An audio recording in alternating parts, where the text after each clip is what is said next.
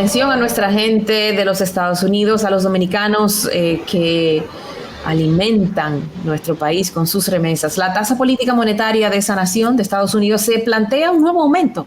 Y para hablar de las consecuencias allá, pero también aquí, nuestro economista de cabecera, Fabricio Gómez Mazara, nos acompaña. Bienvenido, Fabricio. Qué bueno recibirte una vez más. Buenas tardes, chicos. En función del tiempo, voy a ahorrar el saludo a Cavada, que debe estar muy bien, o trabajando, como que él solo tiene esas dos velocidades. Pero un abrazo para él. Mira, tal y como tú señalas, la semana pasada se dieron a conocer los resultados de la inflación en Estados Unidos.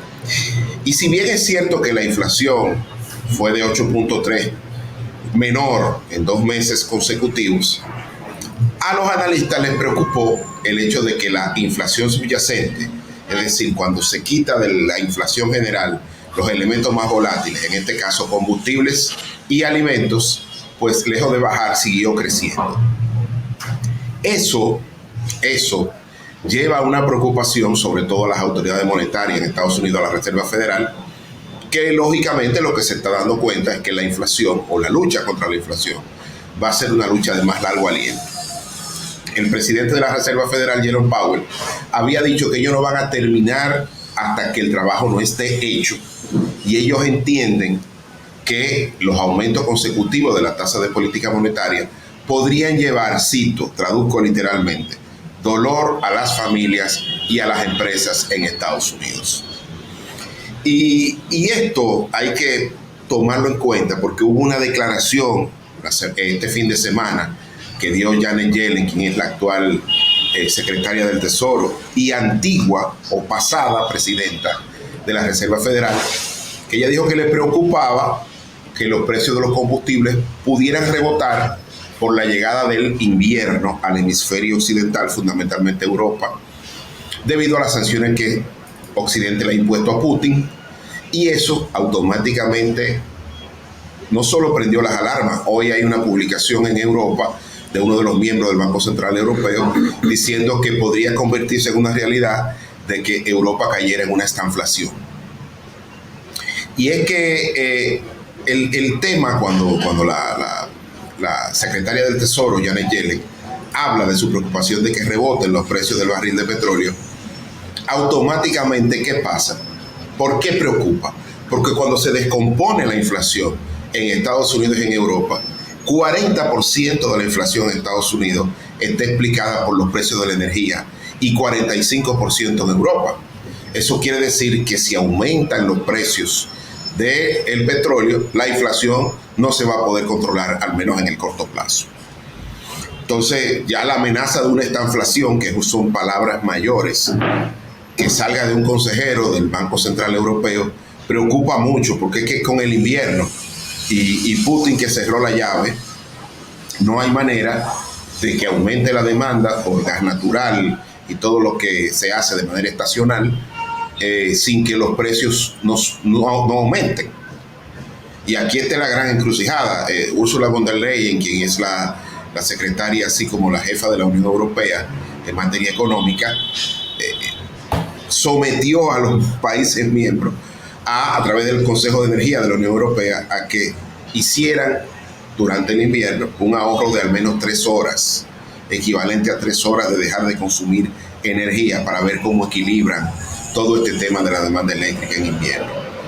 Esto sucede al mismo tiempo en que en Uzbekistán, en una ciudad llamada Samarcanda, famosa por la famosa ruta de la seda, se están reuniendo en el día de hoy el presidente chino Xi Jinping, que por primera vez luego de la pandemia sale del territorio chino, con el presidente Vladimir Putin, el primer ministro de la India, y varios presidentes de los países ex Unión Soviética como Uzbekistán, Turkmenistán y Kazajistán. ¿Qué tienen esos países en común? Rusia y las ex repúblicas de la antigua Unión de Repúblicas Socialistas Soviéticas, que pueden proveer tanto a China como a la India de gas natural por los próximos 100 años. Estas son, digamos, 100 años. Claro, porque ese pedazo del mundo son como los grandes productores de energía. O son como una gran gasolinera, ¿no? Por decirlo así. Y lógicamente China está jugando ese evento, se llama la Organización de Países de Shanghái, que aunque tiene mucho tiempo de creada, busca convertirse como el alter ego del G7.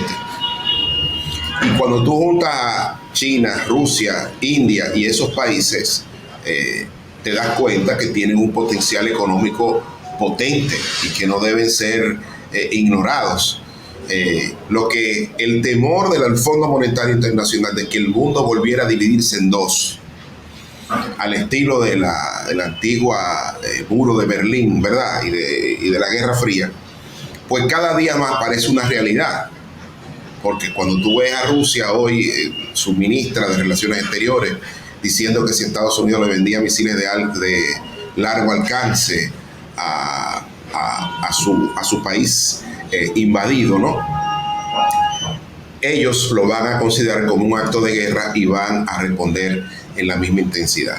Es decir, que si Estados Unidos le vende a Ucrania misiles de mediano y largo alcance, Rusia va a entender que es un acto ya de guerra total y va a responder en la misma medida.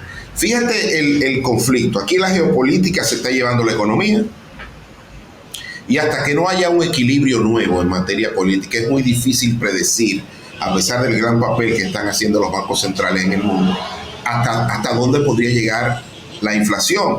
O en este caso, ya cuando se habla de esta inflación son palabras mayores, porque esto es crecimiento, estancamiento económico con inflación en Europa. Y de eso no se sale rápido, de eso se sale con más tiempo. Entonces aquí no hay, por lo menos en el corto plazo, a menos que se llegue a un acuerdo político, no se vislumbra cómo puede volver a tener el mundo niveles de estabilidad en términos de precio y niveles de estabilidad en términos de incertidumbre, de todo lo que está en juego en este momento. Y lo lógico es que la Reserva Federal ya para la semana que viene determine un nuevo aumento de su tasa de política monetaria de al menos 75 puntos más. Y eso, como dijo el propio Jerome Powell, podría llevar dolor a los hogares y a las empresas en Estados Unidos, porque eso va a encarecer el costo del financiamiento. Y a pesar de que el mercado laboral en Estados Unidos todavía continúa relativamente fuerte, aunque se ha venido debilitando, pues ellos van a seguir apretando, porque dicen que hasta que el trabajo no esté realizado, ellos no van a dejar de seguir empujando en esa dirección. ¿Qué podemos esperar de este lado con la aplicación de esta medida? Lo que se podría esperar es, yo creo que, y siempre hago la salvedad en este programa, y felicito por la coordinación macroeconómica que ha existido, primero por el lado monetario, el Banco Central, coordinado con el Ministerio de Hacienda a través de los subsidios. Cabe señalar que en el presupuesto reformulado hay gastos adicionales por 114.000 millones, de los cuales 92.000 es para subsidio puro y duro.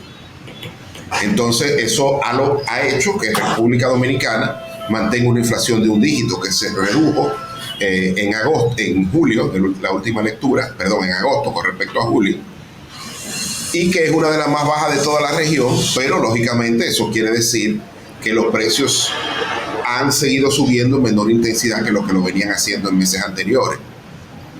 Y felicito a estos señores porque yo siempre repito que nosotros vivimos como en una suerte de burbuja, como somos una isla, y no nos estamos dando cuenta de lo que está pasando en el mundo. Europa se encamina a uno de los peores inviernos de su historia, en términos no solo de intensidad, sino de la capacidad que va a tener la sociedad para enfrentar el invierno, en términos productivos y en términos de abrigo, ¿no? De los hogares, que van a tener que hacer de tripas corazón para ver cómo no sucumbe aún más su poder de compra, porque es que los precios de la energía están muy altos y van a seguir subiendo. En el caso nuestro, estamos viendo que todo está subsidiado aquí. Los componentes de la energía están todos subsidiados, desde los combustibles hasta el precio del kilovatio hora. ¿Hasta cuándo eso es sostenible? No sé. Pero eso ha garantizado la paz social y la convivencia pacífica en nuestro país hasta el momento, que es uno de los grandes logros de esta administración. Aunque ellos no lo digan, bueno, uno lo dice, porque uno está viendo lo que está pasando en el mundo, ¿verdad?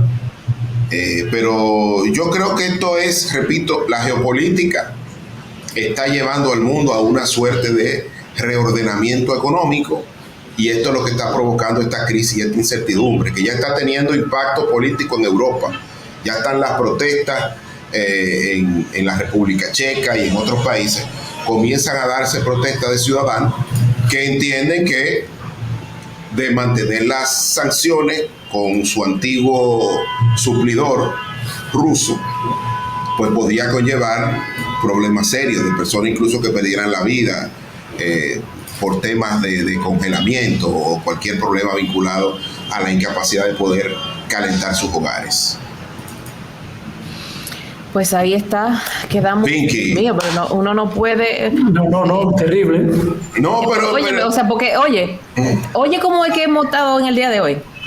Fiona, que hay que estar atento a ver lo que va a pasar. Haití, que acabamos de cerrar embajadas y consulados y los bancos. Eso estaba escuchando.